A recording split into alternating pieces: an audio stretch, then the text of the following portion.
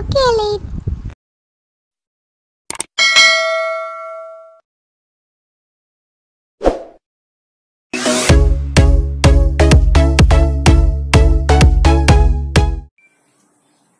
இப்போ வந்து நம்ம வந்து தவா சிக்கன் பண்ண போறோம்ப்பா.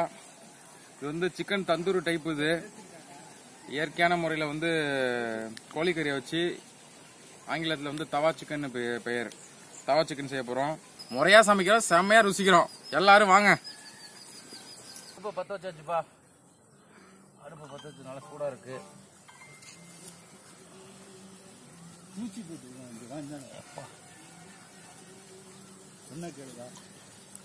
கோழிக்கறியை போட்டு கறியை வந்து நல்லா கழுவியாச்சு தண்ணியில். இப்போ பார்த்தீங்கன்னா முதல்ல மஞ்சள் பொடி சேர்க்கணும். மஞ்சள் பொடி கிருமி நாசினி. அடுத்து நுணுக்கிய இஞ்சி பூண்டு விழுதுகள் நிறையா சேர்க்கணும். கறி எம்மா சேர்க்குறோமோ அதில் வந்து அரை பங்கம் வந்து இஞ்சி பூண்டு சேர்க்கணும்.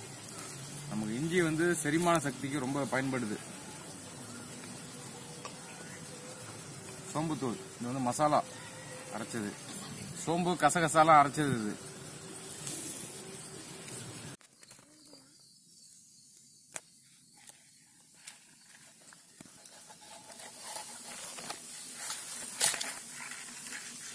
முக்கிய மிளகுத்தூள்பா. மிளகு, சளியை விரட்டக்கூடிய மிளகு. வீட்டிலே இடிச்ச வந்து மிளகாத்தூள். கொஞ்சமா நீர் விட்டுக்கலாம். நல்லா இருக்கு இந்த கிளைமேட்டு. பறவைகள் எல்லாம் கிளியெல்லாம் இருக்கு. மசாலா அந்த கசகசாலாம் நல்லா ஒரு வாசனையா இருக்கு.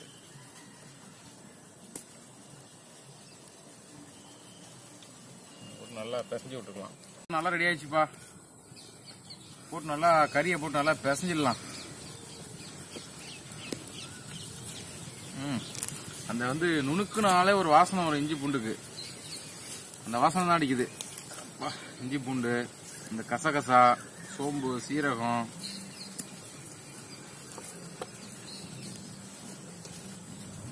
முன்னாடியே கொஞ்சம் கருவேப்பிலை சேர்த்துப்போம், பின்னாடி சேர்ப்போம்.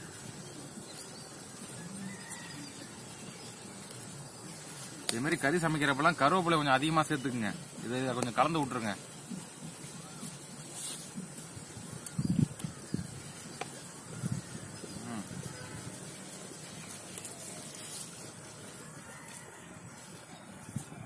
நல்லா நல்லா வந்து நல்லா பிசைஞ்சு வச்சுக்கணும். தவா சிக்கன் சொல்லுவாங்க. தோசைகள்ல போட்டு தந்தூரி மாடல்ல எடுக்கிறது. இது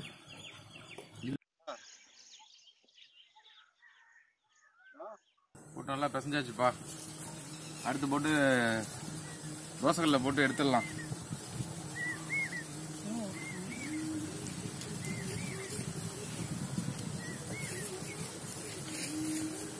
நல்லா பிசையறப்ப நல்லா பசியை தூண்டுது. இந்த மசாலா எல்லாம் சேர்ந்த உடனே இஞ்சி பூண்டு வந்து நம்ம தமிழர் உணவு முறையில வந்து எல்லா உணவுலையும் பயன்படுது. இஞ்சி பூண்டு நல்ல ஒரு வாசனையா இருக்கு. இப்போ பாத்தீங்கன்னா எல்லாமே போட்டு நல்லா பிசைஞ்சு வச்சாச்சு.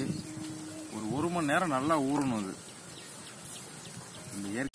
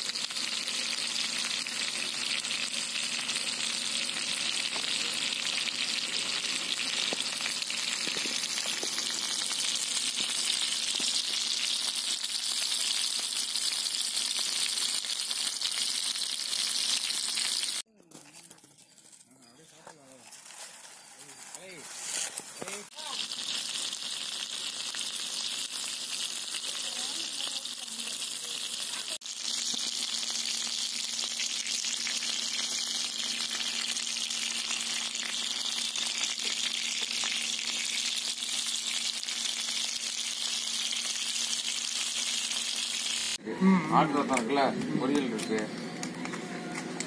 அவ்வளவு